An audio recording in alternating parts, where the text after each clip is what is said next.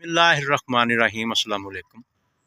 आम तौर पर देखा गया कि साडी जिहड़ी मूंजी की फसल है ना, चाहे वह गेती या पछेती है, कोई भी किस्म, चाहे 1509 आ, 1718 वा या 1847 है या 1692 है, तो काफ़ी सारिया वैरायटियां साडे खेतों च लगियां हुई।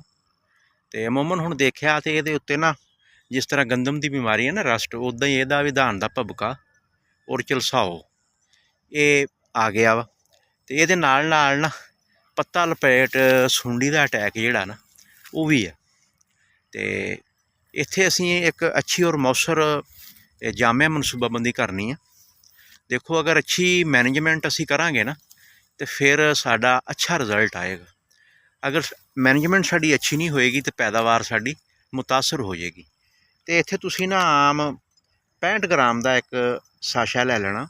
बहुत सारिया कंपनियां ने अपनी अपनी दवाइयां बनाई हुई, लेकिन मैं जिहड़ी करा रहा ना मैं वो तुहाडे नाल शेयर कर लगा कि तुसीं ना ट्राई फ्लोक्सीस्ट्रोबिन 25% और टीबाकनाजोल 50%, ये तुसीं 65 ग्राम का एक शाशा ना तुसीं 1.5 एकड़ ते कर सकते हैं।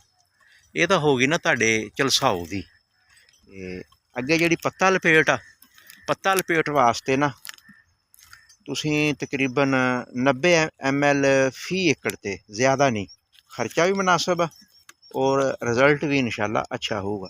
अच्छा तुसीं लैमडा लै लेना 55 ग्राम 5% WW, तो क्लोरेंट्रा नीलीप्रोल ये 10%, 110 GL ते 10% WW, ये दोनों का तुसीं ना कंबीनेशन तैयार कर लेना वा।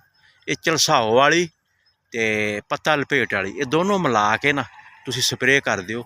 इंशाल्लाह तुहाडी धान की फसल झलसाओ तो, भबके तो और पत्ता लपेट सुंडी तो महफूज रहेगी।